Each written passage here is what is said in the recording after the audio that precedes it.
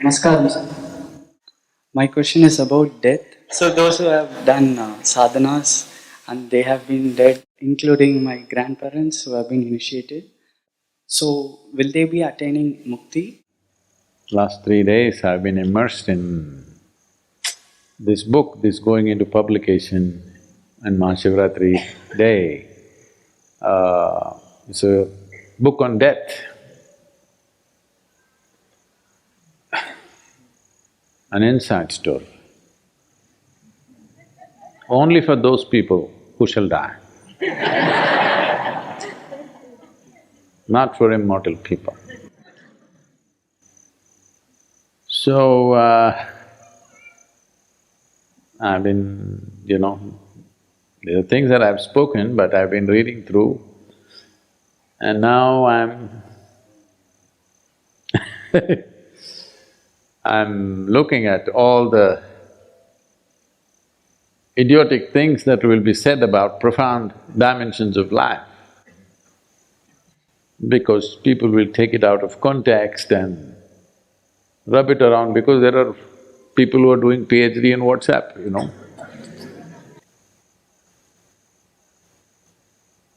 So, I was just thinking of the various consequences that'll arise out of it, but it's okay.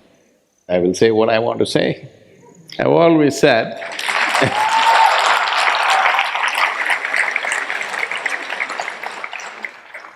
initial part of my life I said it very raw, but because we had Janalinga on our mind, I became little diplomatic, said the same things in a little nicely cloaked.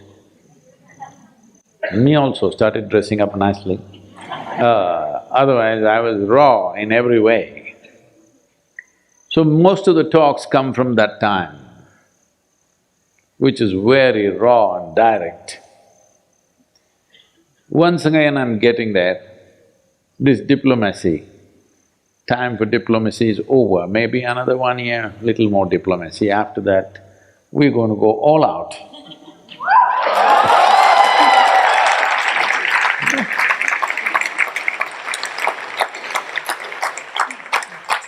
I didn't know there was such a fan following for that. Because social realities keep changing, but someone has to simply state what is true. Doesn't matter. Most of the beings on this planet who arrived at some profound dimension within themselves, generally they were not even understood in their lifetimes. We don't have such bad luck. They're telling me over 1 billion people have watched our videos till date.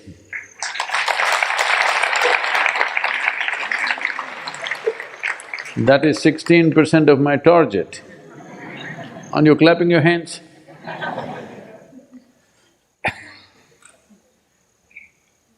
Don't celebrate my failures. No, you're getting there. So,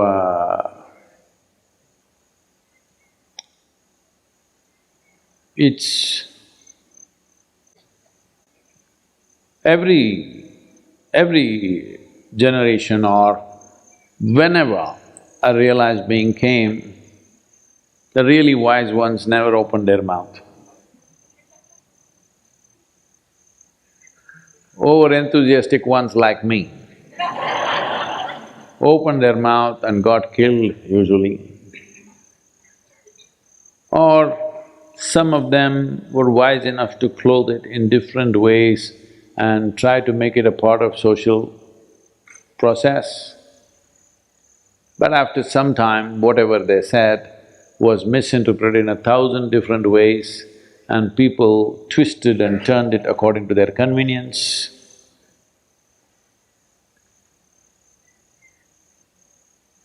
But today we have an advantage that whatever we say is recorded. People cannot easily misinterpret because we replay.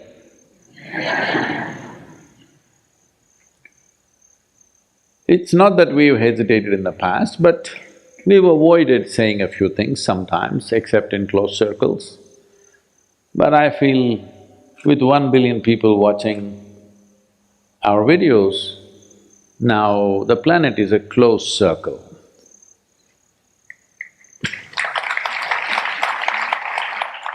In my hearts and minds, they were already close, but now even in their hearts and minds also I'm close to them. So we cannot speak direct hard things only to people who are sitting here. We start speaking to everybody because those who can't digest it, what to do? They have to go to the toilet.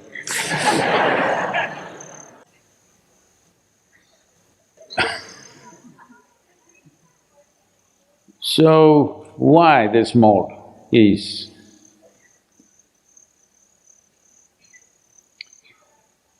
I feel like never before. The world is ready for a direct hit. No need for doing this and that. This overexposure to all kinds of things, right from early age, everybody is exposed to all sorts of things. This has made people a lot more kind of hardcore. So there is no point talking soft stuff to them. So the death book is a very strong statement.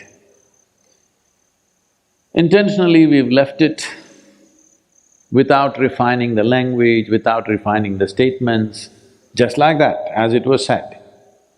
Because it was said to somebody who was asking a genuine question at that moment, a genuine seeker, as it was spoken to him, now we are speaking to the world like that, which is going to cause lots of disturbance. So, if you feel Sadhguru has lost his civilized clothing and you want to go, you can go into the forest, I mean. Because this time,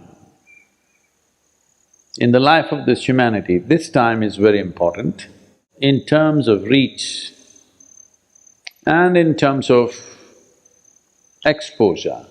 Humanity has never been in this level of reach and exposure. So, this is the super over, we need to hit every ball for a six.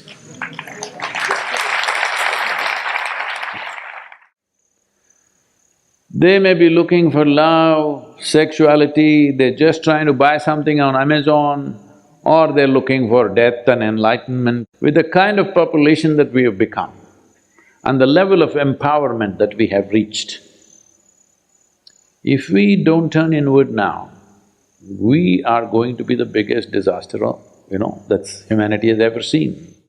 There's only one problem, human being. And the only and only problem with the human being is, he's unconscious and compulsive. Whether you look at technology, you look at politics, you look at religion, you look at industry and business, I'm talking about all the major forces on the planet. All of them are functioning compulsively and unconsciously. So, it's very important that teaching also has a shock value. Otherwise, they know how to ignore these things. It's not just for effect, the truth is like that anyway. Truth is shocking. Few human beings have a digestive system to swallow truth and be fine. If you give them the truth, they will freak. Truth about yourself, I'm saying. If you tell them the truth about yourself, they will freak because they have always been taught by the so-called civilization process, the religious processes and other things to be nice. If you blossom into a full-fledged human being, you don't have to be nice, it's just nice, that's all. So, you must brace yourself up because there are many processes happening. We've set fire in many places which will light up slowly. And also, unfortunately, we also have to tackle not just human beings, we have to tackle the environment. I wish that was not there for us, but that is a massive problem. To a point where people are referring to me as a tree planter, which I don't like. So now with this trillion tree campaign, I've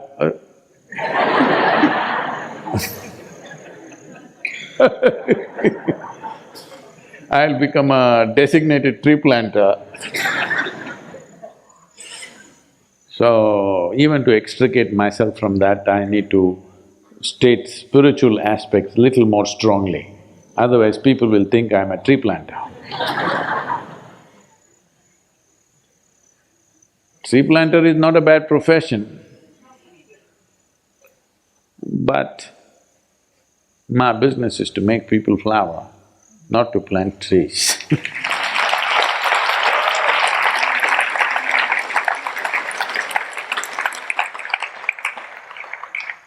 So usually the manure tastes, smells bad. I was about to say, tastes bad.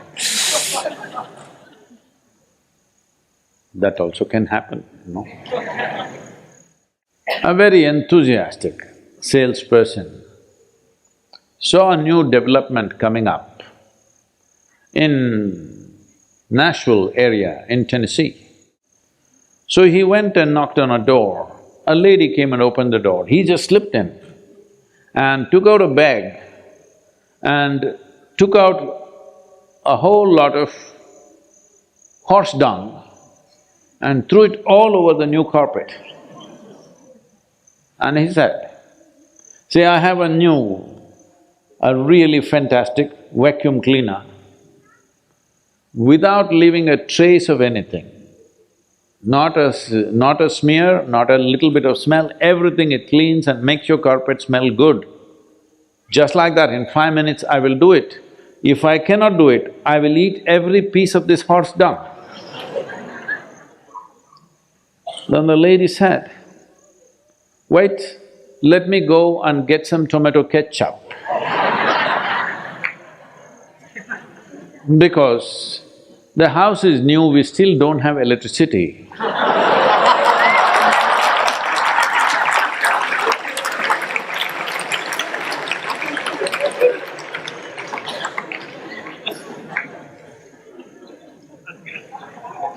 So, if you're forced to eat the dung, tomato ketchup helps. So because of this tomato ketchup, lot of dung is being eaten in the world. Because of a little ketchup, you're not able to make out what is dung and what is a real snack. So we will take off the tomato ketchup, that's all I'm saying. Dung is dung. So about your grandmother.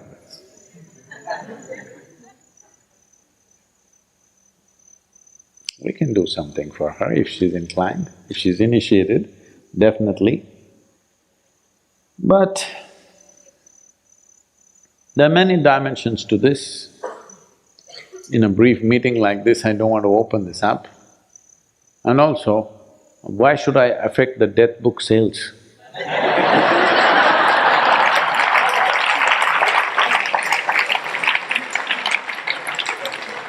Because till now I never bothered how many books are selling, where the hell it's going.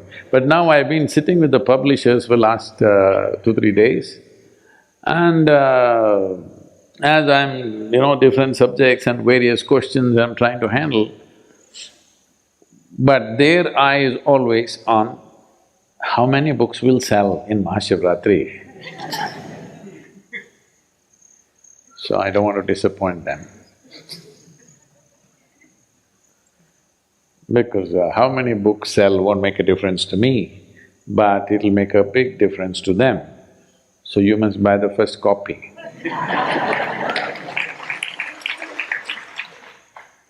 It's not about the book, it's just that aspects like this, we must sit down in a different way, not like this. I'm in a evening fooling around mode right now. So we need to be in a different way to address that question.